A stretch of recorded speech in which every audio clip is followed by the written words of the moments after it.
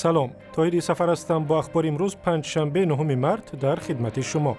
در ابتدا عنوان چندی از خبر و گزارش‌های برنامه.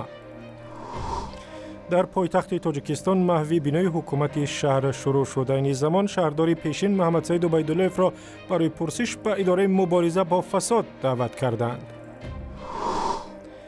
حکومت امریکا گفت آنهایی که 9000 سند مخفی خدمات مرکزی استخبارات را به ویکیلیکس دادند به جوابگری کشیده می شوند. هر کسی که معلومات سری را آشکار کرده است در نزد بلندترین هیئت قانونی جواب خواهد داد. ما از پس آشکار کننده ها می شویم. ما آنها را با استفاده از تمام نیروی قانون جوابگر خواهیم کرد. طبیبی سابقه‌دار تاجیک میگوید از وضع فعلی ساحه تندرستی نگران است چون طبیبان جوان دانش کافی و تجربه درست معالجه مردم را ندارند. تفصیل خبرها. کارگران در مرکز دوشنبه به ویران کردن بینای حکومت پیشین پایتخت تاجیکستان شروع کردند. بینایی که 10 سالها پیش در عهد شوروی بنیاد شده است باید در مدت کوتاه از بین برده شود و در جای آن بیناهای نو ساخته شوند. همکاران ما امروز در نزد کارگران مشغول کار در بینای پیشین حکومت دوشنبه بودند. امروز تخریب بینای سابق شهرداری دوشنبه و بینای وزارت کشاورزی تاجیکستان شروع شد. طبق برنامه گنپلان یا برنامه کل بازسازی شهر دوشنبه این بیناها فرسوده دانسته شده. مقامات بر این نظرند که آنها نمود ظاهری پایتخت را بی‌زیب میکنند. فعلا بینای شهرداری دوشنبه در بینای سابق ریاست جمهوری تاجیکستان واقع شده است. وزارت کشاورزی باشد به بینای وزارت انرژتیک و ذخیره‌های آب تاجیکستان کوچانده شد. در پس این بنا منزل ساکنان عادی شهر دوشنبه نیز واقع است و طبق برنامه آنها نیز ویران کرده می شوند. به جای این دو بنا در این محله مجمع پارلمانی تاجیکستان با کمک مالی یکی از کشورهای عربی ساخته می شود. اسکندر فیروز، فرزان محمدی، رادیوی آزادی، شهر دوشنبه. و روز پیشتر از این منابع تفتیشاتی در تاجیکستان گفتند محمد سعید عبیدالله‌اف شهردار پیشین پایتخت را برای شهادت دادن درباره خراجات هنگام ساختمان چند بنا با آژانس مبارزه با کروپسیا دعوت کردند. به گفته مقامات محمد سعید عبیدالله‌اف اوید به خرج مبلغ‌ها در بیمارخانه استقلال، بینای دوشنبه پلازا و طرح منزل دسترس پاسخ داده است. مقامات تفتیشاتی میگویند ضمن بنیاد این انشاءات در پایتخت تاجیکستان شرکت‌های پیمانکار و بعضی از مقامات صدها هزار دلار را از خود کردند. 7 نفر در رابطه با این پرونده دستگیر شدند.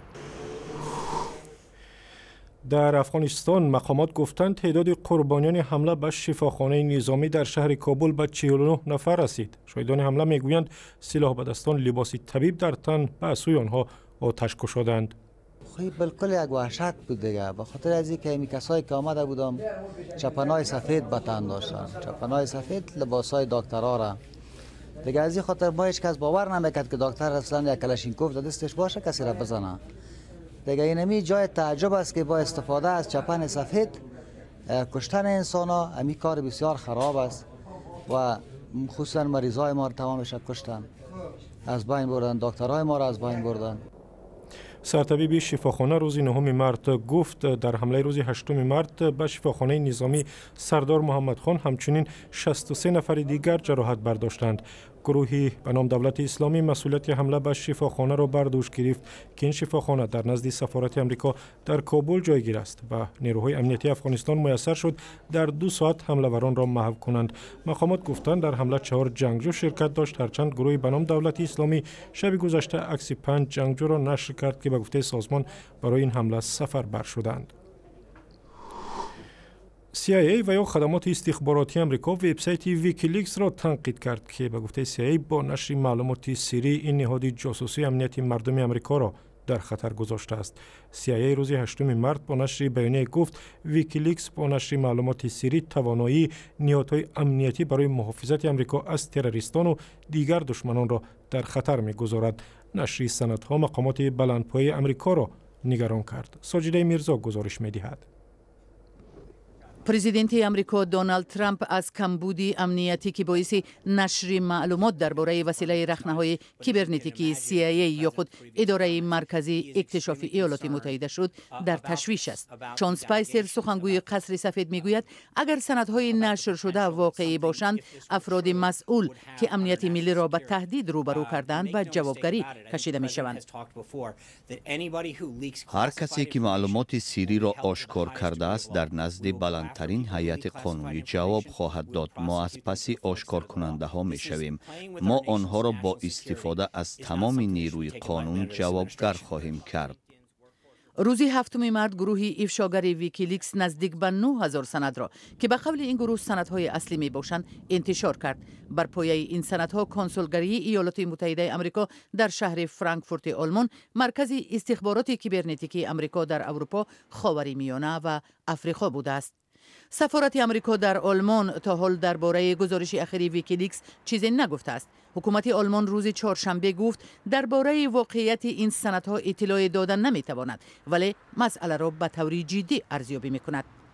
дар санадҳое ки Wikileaks пахш кардааст, ходимони CIA дар бораи истифодаи кадом нарм афзор барои рахна кардани телефонҳои iPhone, iPad, барномаи Android Google ва мисли инҳо табодули назар мекарданд.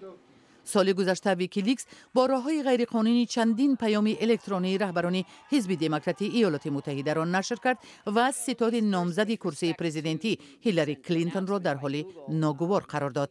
моҳи январи соли равон ниҳодҳои истихборотии иёлоти муттаҳида бо пахши як гузориш таъкид карданд ки аслан паёмадҳои электронии ҳизби демократро идораи истихбороти низомии Русия ба даст овард ва ба воситаи Wikileaks пахш кард. 20 март Кумитаи амнияти Маҷлиси намояндагони Конгресс дахолати Русия дар интихоботи иёлоти муттаҳидаро баррасӣ мекунад. мо раиси FBI Ҷеймс Комин, раиси идораи миллии кашф ҷаноби Роҷерс, собиқ раиси CIA Бреннан, собиқ раиси идораи ҷосусӣ Клаппер ва дигаронро даъват кардаем. Дэвин Нуниес афзуд ки ба ақидаи ӯ дахолати Русия ба натиҷаи интихобот ва пирӯзии Доналд Трамп таъсир надошт, вале таҳқиқоти Конгресс ҷиддӣ буда бояд ба тамоми суолҳо посух пайдо кунад. александр Лукашенко раиси ҷумҳури Беларус гуфт ки иҷрои фармон дар бораи ҷамъоварии молиёти баҳсбарангез аз мардуми бекор барои 1 сол мутаваққиф мешавад. александр Лукашенко рӯзи 9 март дар як ҷаласаи ҳукумат дар Минск гуфт фармонро беэътибор намекунад, вале иҷрои он барои 1 сол мутаваққиф мешавад. бар асоси фармон ки онро дастур барои муфтхӯрон номиданд, мардуме ки дар Беларус дар як сол камтар аз 6 моҳ кор мекунанд, бояд дар соли $200 андоз ва ё молиёт супоранд. баёнияи раиси ҷумҳури Беларус дар бораи манъи ситонидани молиёт аз мардуми бекор баъд аз он садо дод ки дар ҳафтаҳои гузашта бештар аз 100 нафар ба хиёбонҳои Минску дигар шаҳрҳои Беларус рехтанду ба зидди фармон эътироз карданд.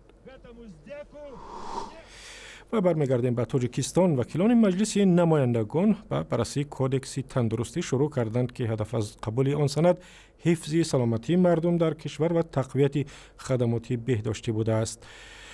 кодекс дар ҳоле баррасӣ мешавад ки шикояти мардум аз кори табибон ва шифохонаҳо дар Тоҷикистон бисёр зиёд аст. ҳамкори мо Искандари Фирӯз бо Фарида Мансурова, доктори улуми тиб ва яке аз табибони собиқадор дар ҳамин бора суҳбат кард.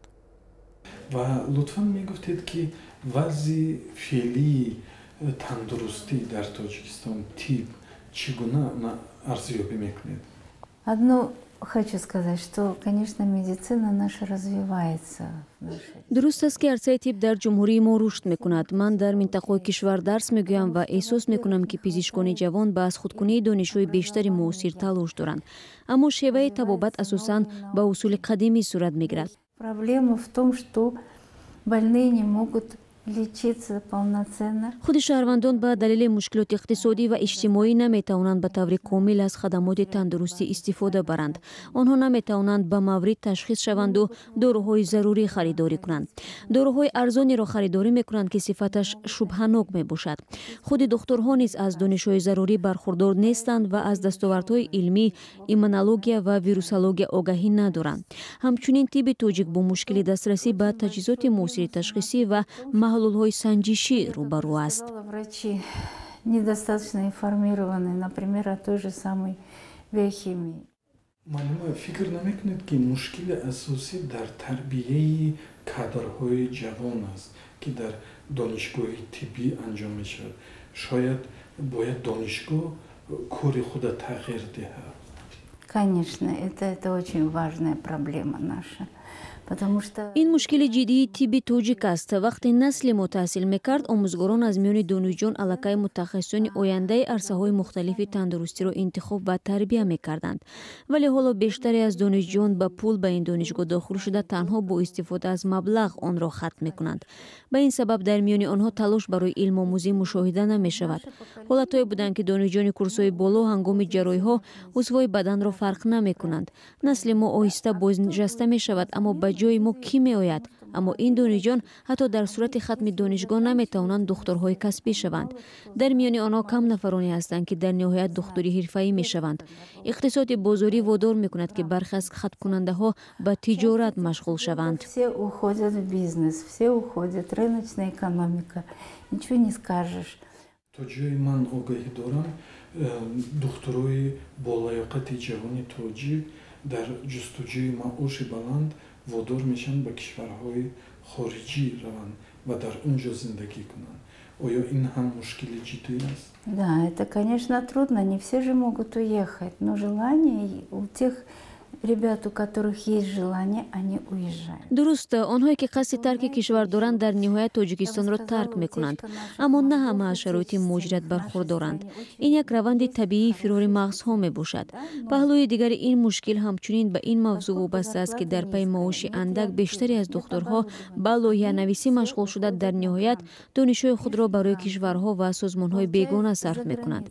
اما در کشور خود آنها نمیتوانند دانش‌های برداشته خود را استفاده برند، زیرا پایدیوار مالی در تاجیکستان وجود ندارد. و مصاحبه کامل با فریده منصورова را میتوانید در وبسایت azadi.org یا کانال آزادی ویدیو در یوتیوب ببینید. در شهر کلاب که یکی از شهرهای کلانترین کشور است، پس از 10 سالها نخستین بار دکان گل فروشی باز شد. مردم در اینجا مجبور بودند برای هدیه دادن به کسی یا از دوشنبه گل درخواست کنند یا به خانه آنها بروند که گل میپرورند. اما حالا تقاضا به گل افزوده است و گل پروران محلی برای همه نمیرسد. گزارش همکاران ما از همین دکان گل فروشی است. در شهر کلاب یک عادت است که بعضی از افراد را وابسته به خصلت یا کسبش لقب میمونند. مثلا نوازنده را فلانی تبلک نواز یا دمبره نواز میگویند. عالم شاکری شاید این بهار زیباترین لقب را بگیرد و او را عالم گل فروش نام ببرند، چون او در کلاب در یکی از شهرهای بزرگترین تاجیکستان باری اول است که دکان گل فروشی باز کرده است. ما از دوشنبه از دیگر جاها پیدا میکردیم. ما باشد در این شهر کلاب برای خودمون که برای بودی شهر کلاب امیرا ایله کردیم که مثال دیگر زحمت نکشنه و دیگر جا مراجعه نکنه، از همینجا آمده خریداری کنه. نوروز تصادفی دکان گل فروشی عالم را دید و برای همسرش گل میخرد. پیش در روزهای جشنی برای همسرش از دیگر جای گل می آورد. در کلاب نبود روسیا و از دوشنبه می‌خریدیم و یک روز کسی می‌کردیم 50-60 سوم می‌رفتیم. باز توسط شینوسو و نمی‌بود. اینکه چرا در یکی از بزرگترین شهرهای تاجیکستان تا این وقت دکان گلفروشی و فرهنگ گلفروشی نبود سبب دارد. مردم کلاب در خانه‌هایشان گل می‌پروریدند و یا از پشته‌ها چیده هدیه می‌کردند. تیلو بوبویف یکی از بنیادگذاران باغ بوتانیکی در کلاب است که در سال 1985 عصر گذشته بنیاد یافته است. بعد 2 سال بنیاد باغ در مرکز کلاب یک دکان گل فروشی باز کرده است، ولی دیر نپایید. در آنجا دوام 2 ماه گل برآوردیم. متاسفانه کسی حتی یک نفرم گل نگرفت. با گذشت زمان ذوق‌ها هم تغییر کردند و طلبات به گل زیاد شده است. در روستای پلدارک در ناحیه مسچاه روز 8 مارس نوروز را تجلیل کردند. در تاجیکستان پلدارک همچون دهه پیشدست در تجلیل نوروز شناخته می شود. و گزارش کامل در این باره با اخبار دیگر در وبسایت azadi.org، هم در صفحه رادیو آزادی در فیسبوک و زمینه مخصوص رادیو آزادی برای تلفن های همراه.